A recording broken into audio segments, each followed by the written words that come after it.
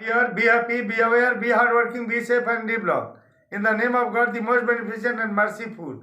आज का सब्जेक्ट रहेगा यानी कि विषय वस्तु इंट्रोगेटिव सेंटेंस का पैसिव वॉइस, यानी कि passive voice of interrogative sentence. तो अब आपके सब्जेक्ट पर आने से पहले मैं यह कहना चाहूँगा कि अगर आपको वीडियो पसंद आए तो सब्सक्राइब करना नहीं भूलेंगे। सब्सक्राइब भी करेंगे, लाइक भी करेंगे, शेयर भी करेंगे और अपने फ्रेंड को भी सब्सक्राइब के लिए राय देंगे ताकि आपके साथ साथ आपके फ्रेंड को भी लाभ हो। तो चलिए मैं आता हूँ आपके सब्जेक्ट यानी कि आपके विषय वस्तु पर। तो आपका सब्जेक्ट रहा क्या? आपका सब्जेक्ट रहा यानी कि आपका विषय वस्तु रहा क्या? पैसिव वॉइस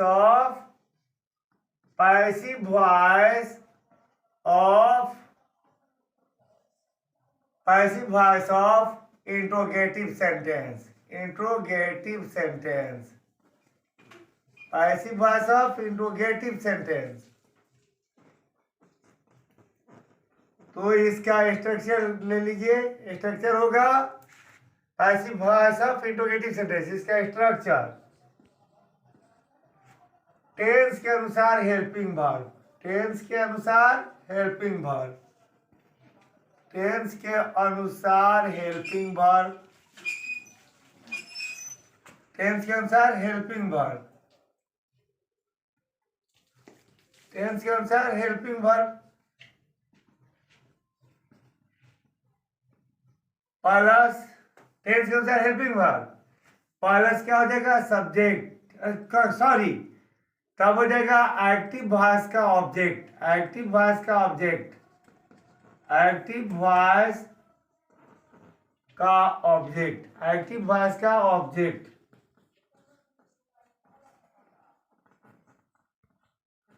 प्लस हो जाएगा V3 प्लस हो जाएगा बाई प्लस हो जाएगा क्या?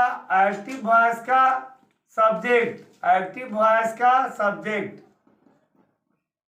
एक्टिव वॉइस का सब्जेक्ट।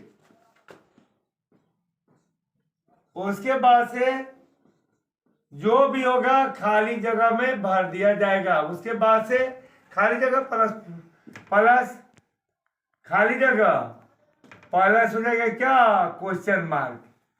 अब देखिए ये इसका मतलब हो गया कि जो होगा खाली जगह में भर दिया जाएगा। अब एग्जांपल में लीजिए ए बी अर्थात एक्टिव वॉइस। तो इसमें हो जाएगा नंबर 1 में do you like fish, do you like fish. तो पहले क्या चाहिए?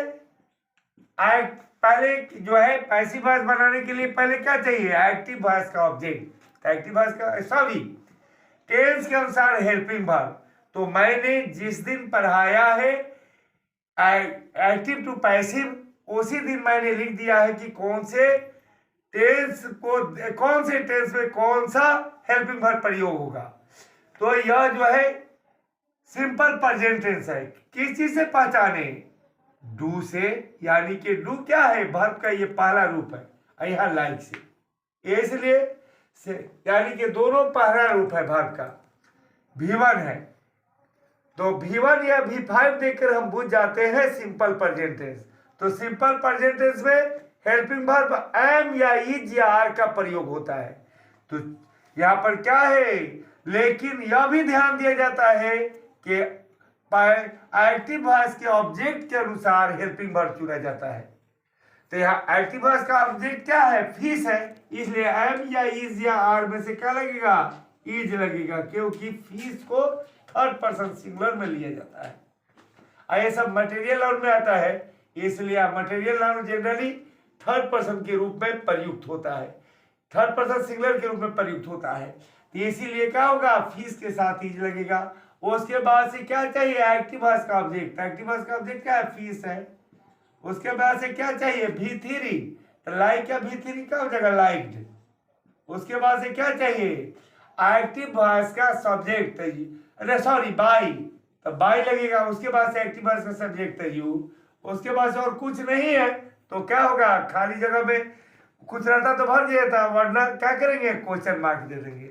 अब जो है आपको जिस दिन पढ़ाए हैं how to change active voice to passive voice, उसमें उस लिस्ट में देखिएगा वॉइस का जो फर्स्ट डे पढ़ा है उस दिन पढ़ा दिए हैं कि कौन से टेंस में कौन सा हेल्पिंग वर्ब का प्रयोग हुआ है। फिर भी मैं कोशिश करूंगा कि अधिक से अधिक एग्जाम्पल दे दूं। अब ए भी में हो गया क्या कि इज राम कॉलिंग यू, ए भी का मतलब समझ रहे हैं ना, active voice, is Ram calling you. तो यहाँ क्या हो जाएगा, इज राम कॉलिंग यू। तो यहाँ पर सबसे पहले क्या होगा, टेंस के अनुसार हेल्पिंग वर्ब। तो चूंकि ये प्रेजेंट कॉन्टिन्यूअस टेंस है, क्या किसी से पहचाने, इज से अभी फोर से, अब इज आर रहे अभी फोर रहे तो प्रेजेंट कंटिन्यूअस होता है, तो यहाँ इज है और बिफोर है तो प्रेजेंट कंटिन्यूअस है। तो इसमें हेल्पिंग वर्ब एम या इज या आर लगता है।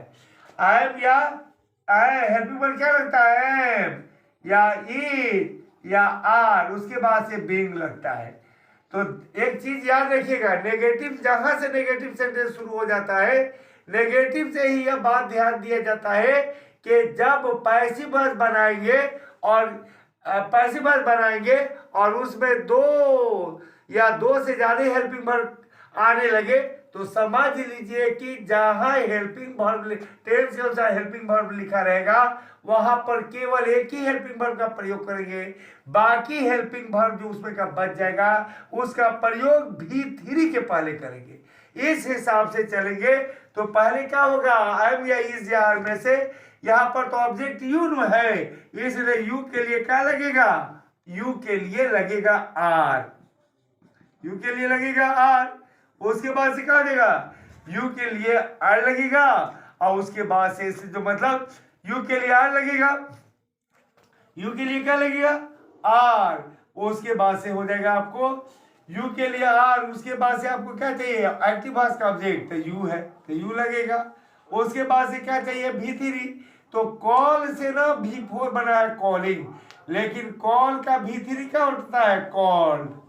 उसके बाद से क्या चाहिए, उसके बाद से चाहिए क्या, बाई, तो बाई लगेगा। उसके बाद से एक्टिव वॉइस का सब्जेक्ट, एक्टिव वॉइस का सब्जेक्ट कौन है, राम है। उसके बाद से क्या हो जाएगा, और कुछ नहीं है तो क्या करेंगे, क्वेश्चन मार्क दे देंगे। अब रहा क्या, अब रह गया क्या, ये माने एग्जाम्पल नंबर थर्ड या एग्जाम्पल नंबर थर्ड, तो ये भी मैं ले लूं क्या, have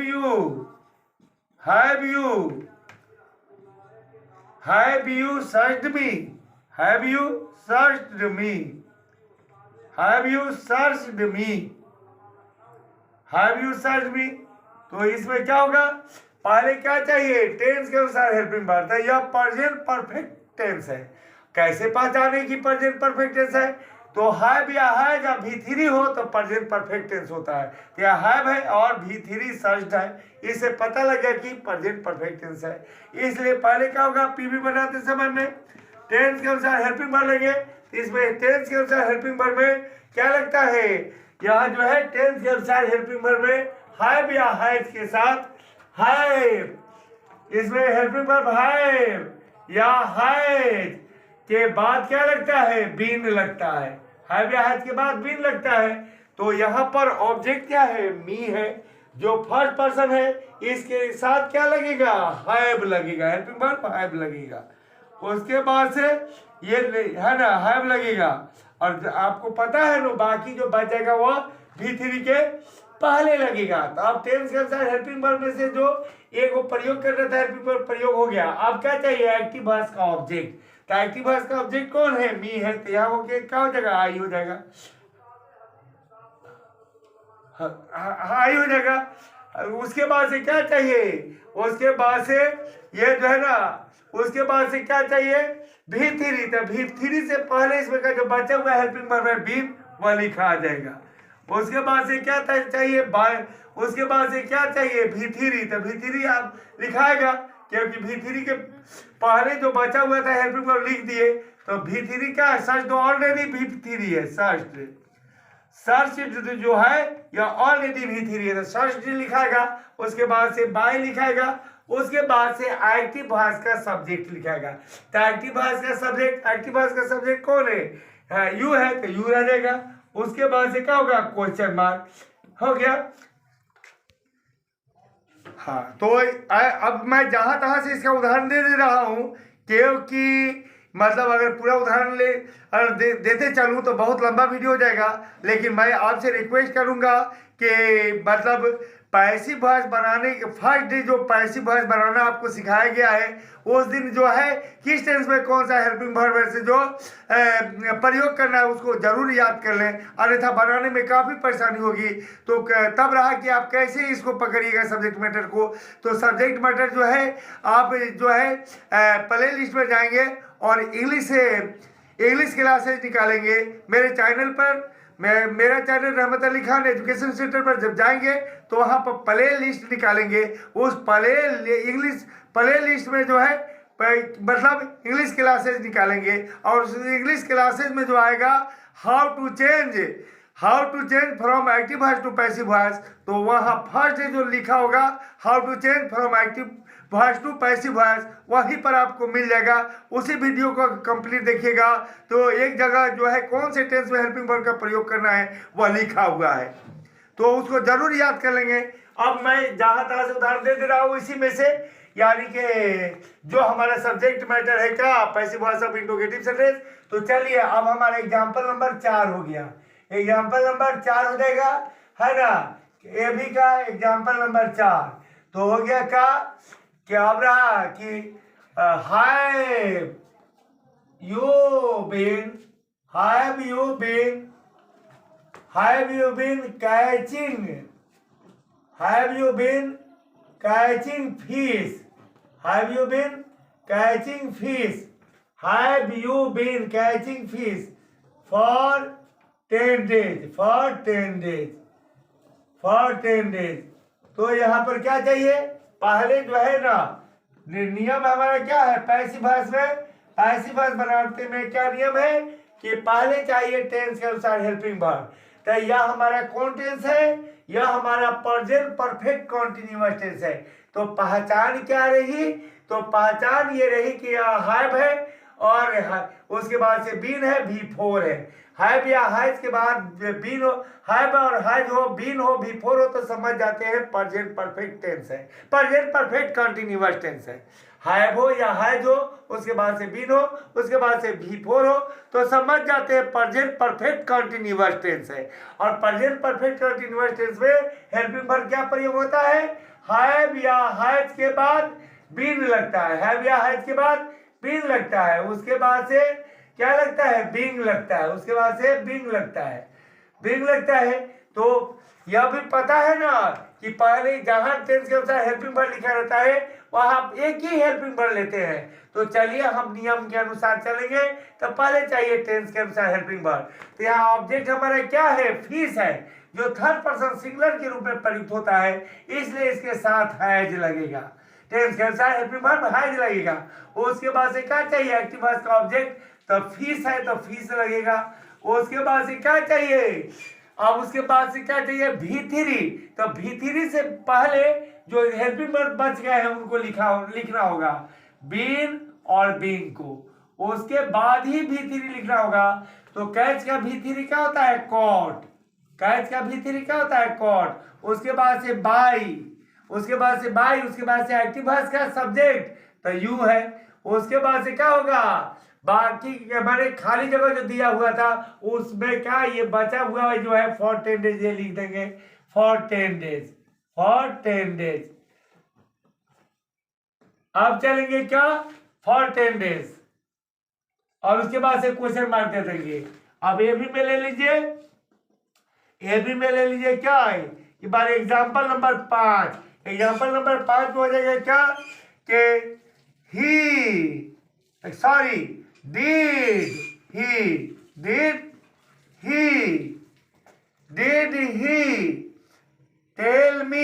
did he tell me? तो did he tell me, तो इसमें क्या होगा? पहले पी भी बनाते समय पहले क्या होगा? टेंस के अनुसार हेल्पिंग वर्ब। तो यह तो टेंस कौन है? यह सिंपल पास्ट टेंस है। सिंपल पास्ट टेंस की पहचान क्या है? तो ये जो डू का दूसरा रूप डिड पाया गया और जो जिस टेंस में पहले भी पाया जाए समझ जाते हैं सिंपल पास्ट टेंस है। तो इसमें हेल्पिंग वर्ब क्या लगता है? वाज या वेयर। इसमें हेल्पिंग वर्ब क्या लगता है? वाज या वेयर। तो चूंकि है ना, तो यह क्या होगा? यह ऑब्जेक्ट कौन है? यह ऑब्जेक्ट फर्स्ट पर्सन सिंगुलर है, इसलिए ऐसे जो यहाँ हेल्पिंग वर्ब क्या लगेगा? वाज लगेगा। क्योंकि पैसिव वॉइस में जो हेल्पिंग वर्ब का प्रयोग होता है वो एक्टिव वॉइस के ऑब्जेक्ट के अनुसार होता है। अब चलेंगे क्या? अब टेंस से हेल्पिंग वर्ब के बाद क्या लेना है हमें? एक्टिव वॉइस का ऑब्जेक्ट। तो ऑब्जेक्ट कौन है? मी है, तो आई हो जाएगा। उसके बाद से हमको क्या चाहिए? भी थ्री चाहिए। तो भी थ्री के पहले तो इसमें से जो हेल्पिंग वर्ब बचा रहता, इसमें से जो हेल्पिंग वर्ब बचा रहता वो भी थ्री के पहले प्रयोग होता है। लेकिन हेल्पिंग वर्ब नहीं बचा है तो सीधे भी थ्री आएगा। तो टेल का भी थ्री क्या हो जाता है? टोल्ड। उसके बाद से क्या चाहिए? बाई। उसके बाद से एक्टिव वॉइस का सब्जेक्ट तो क्या है? ही है, तो हिम हो जाएगा। उसके बाद से क्या है? क्वेश्चन मार्क्स हो जाएगा। अब चलेंगे हमारे एग्जाम्पल नंबर क्या होगा? एग्जाम्पल जो है, एग्जाम्पल हमारे क्या नंबर आएगा? 6 नंबर। ए भी नंबर 6। तो अब ए भी नंबर ये 6 हो गया। इसमें क्या होगा? वाज। तो अब जो है क्या होगा? जैसे वाज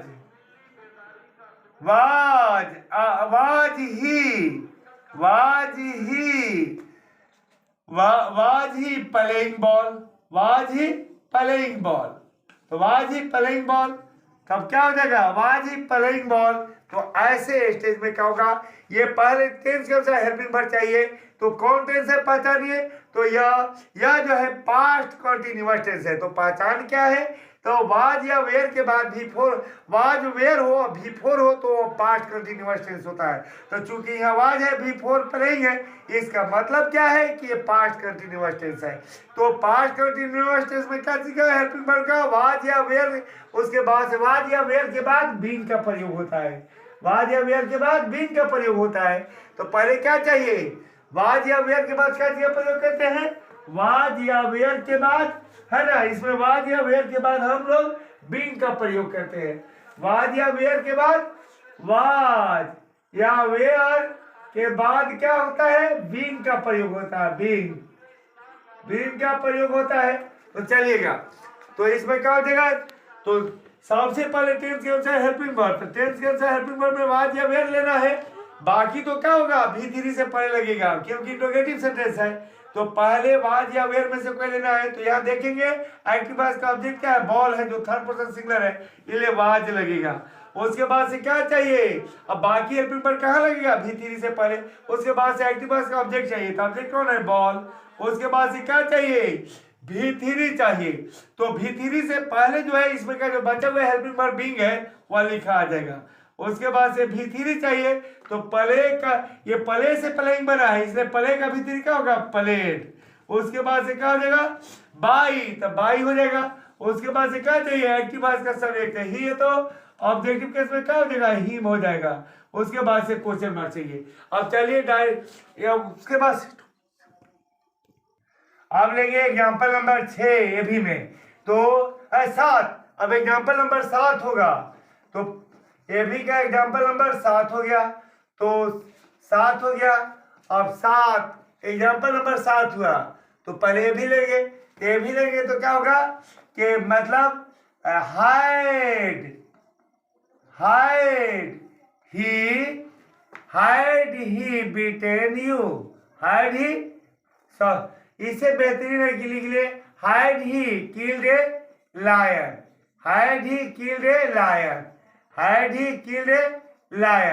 तो क्या हो जाएगा? Had he killed a lion. तो इसमें क्या हो जाएगा?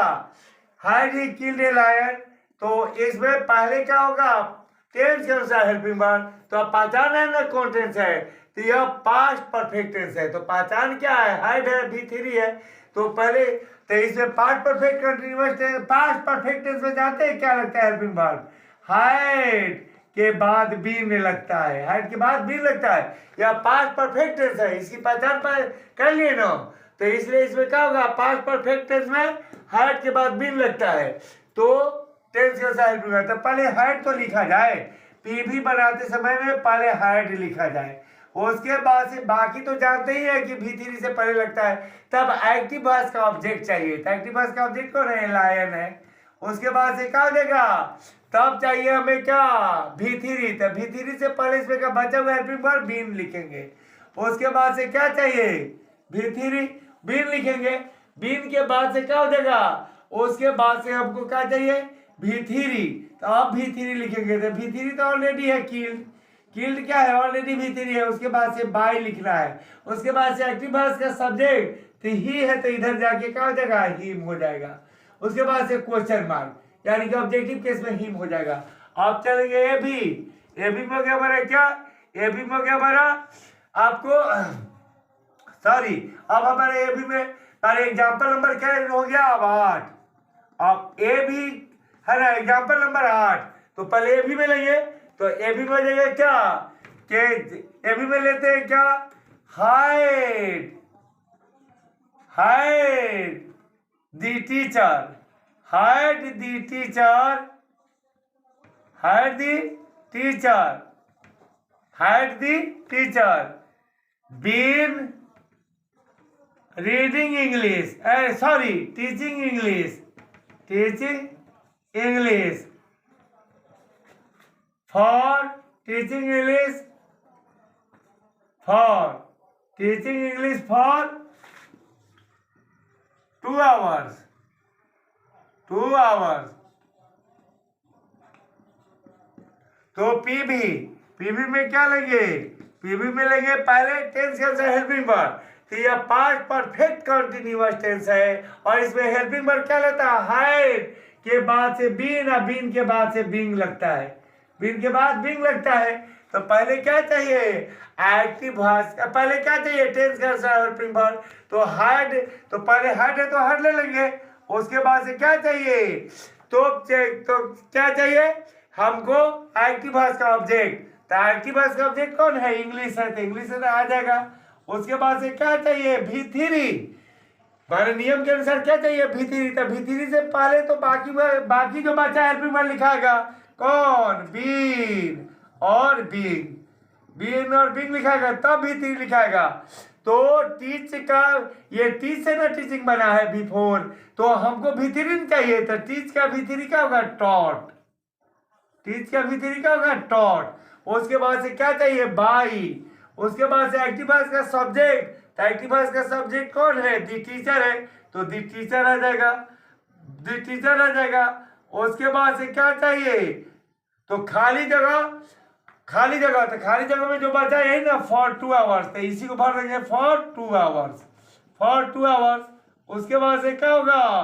क्वेश्चन मार्क, है ना। उसके बाद से क्या होगा? Question mark.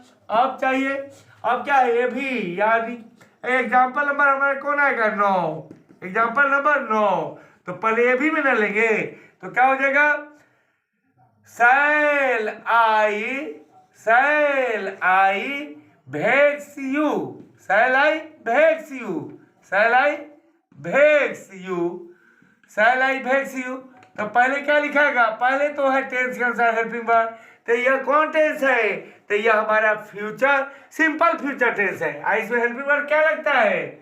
सैल या विल के बाद क्या लगता है? बी लगता है।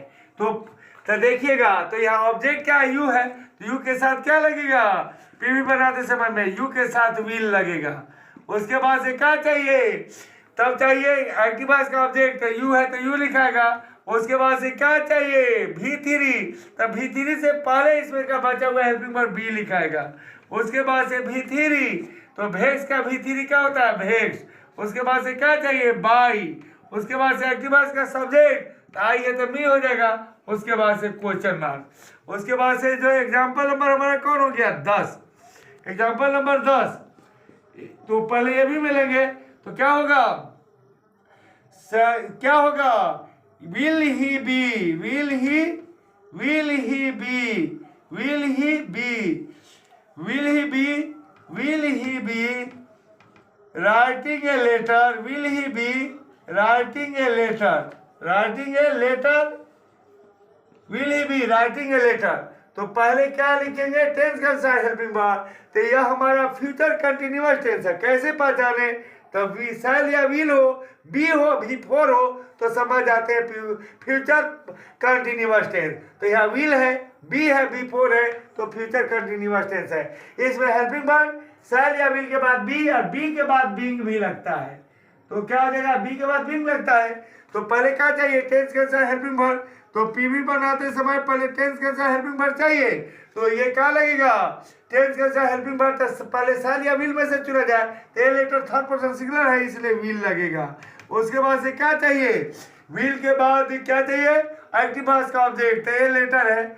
उसके बाद से क्या चाहिए, उसके बाद से इसमें V3 चाहिए। तो V3 से पहले बचा हुआ जो हेल्पिंग वर्ब है बी और बीइंग, यह लिखाएगा बी और बीइंग। उसके बाद से क्या चाहिए, V3। तो राइटिंग जो है, राइटिंग जो है राइट से न बना है, इसलिए राइट का V3 क्या होता है, रिटेन।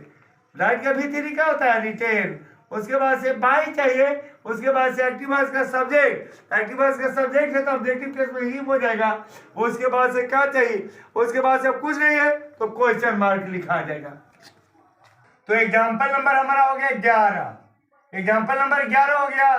तो पहले ये भी में ले लेंगे, तो ये भी में ले लेंगे क्या, will have, will you have, will you have, will you have,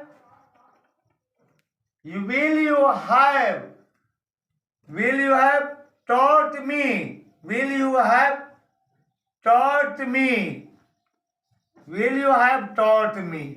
तो ये जो है ना, पहले क्या चाहिए, टेंस के अनुसार एक्टिव वर्ब, टेंस के अनुसार हेल्पिंग वर्ब। तो पर ये कौन टेंस है, फ्यूचर परफेक्ट टेंस है। इसकी पहचान क्या है कि जब शैल या विल में से कोई एक हो, उसके बाद से हैव हो और V3 हो, तो यह फ्यूचर परफेक्ट टेंस होता है। तो देखिए विल है, हैव है, V3 है, इसलिए फ्यूचर परफेक्ट टेंस है। तो इसमें हेल्पिंग वर्ब क्या लगता है, शैल या विल के बाद क्या लगता है, हैव लगता है। और उसके बाद से क्या लगता है, बीन लगता है। उसके बाद से बीन लगता है। उसके बाद इसमें क्या लगता है, बीन। इसमें क्या लगता है, बीन लगता है। तो चलिए, तो अब क्या होगा, पहले पीवी बनाने के लिए एक्टिव क्या चाहिए, टेंस के साथ हेल्पिंग वर्ब। तो शैल या विल में से पहले चुना जाए। तो चूंकि यहाँ कौन है, मी है, जो फर्स्ट पर्सन सिंगुलर है, और इसके लिए क्या लगेगा, शैल लगेगा, है ना। फर्स्ट पर्सन के लिए शैल लगता है। उसके बाद से क्या हो जाएगा, एक्टिव वॉइस का ऑब्जेक्ट तब मी है तो आई हो जाएगा सब्जेक्टिव केस में, यानी कि नॉमिनेटिव केस में। उसके बाद से क्या चाहिए, V3 चाहिए। तो V3 से पहले इसमें का जो बचा हुआ हेल्पिंग वर्ब है हैव और बीन, वो लिख देंगे, हैव और उसके बाद से बीन। उसके बाद से क्या चाहिए, V3। तो टॉट तो ऑलरेडी V3 में है। उसके बाद से क्या चाहिए, एक्टिव वॉइस का सब्जेक्ट चाहिए, नहीं सॉरी बाई चाहिए, तो बाई हो गया। उसके बाद से एक्टिव वॉइस का सब्जेक्ट तो यू हो गया। उसके बाद से कुछ नहीं है तो क्वेश्चन मार्क हो जाएगा। अब एग्जाम्पल नंबर है ना हमारा कौन आएगा, एग्जाम्पल नंबर 12 आएगा।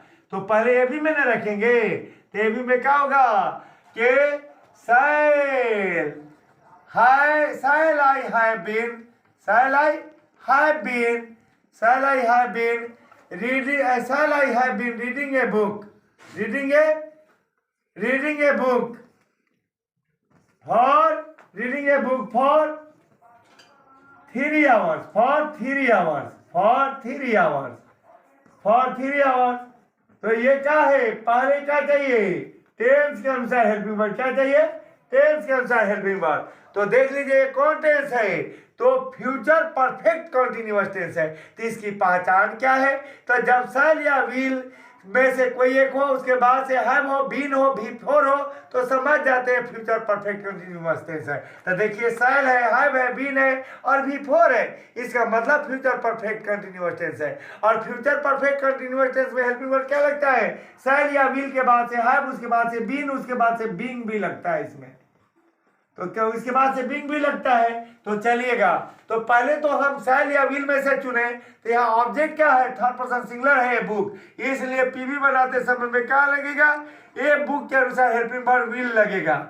उसके बाद से क्या चाहिए, एक्टिव वॉइस का ऑब्जेक्ट चाहिए, तो ये बुक हो जाएगा। उसके बाद से क्या हो गया, उसके बाद से V3, तो V3 से पहले इसमें का बचा हुआ हेल्पिंग वर्ब जो है हैव बीन उसके बाद से बीइंग का प्रयोग करेंगे, बीइंग का प्रयोग करेंगे। उसके बाद से क्या चाहिए, V3। अब V3 हम इत्मीनान से लिख सकते हैं, तो चूंकि रीड से ना रीडिंग V4 बना है, इसका तो V1 क्या होता है, रीड, और रीड का V2 रेड, V3 रेड होता है, रेड पढ़ा जाता है, परंतु स्पेलिंग वही रहता है READ। तो क्या होगा, तो यहाँ जो रीड का, ये रीड का जो है V3 का हो जाएगा रेड, रेड हो जाएगा, तो रेड हो जाएगा, लेकिन लिखाएगा रीडे जैसा स्पेलिंग। उसके बाद से क्या चाहिए, उसके बाद से बाई, उसके बाद से क्या चाहिए, एक्टिव वॉइस का सब्जेक्ट, तो एक्टिव वॉइस का सब्जेक्ट आइए तो मी हो जाएगा।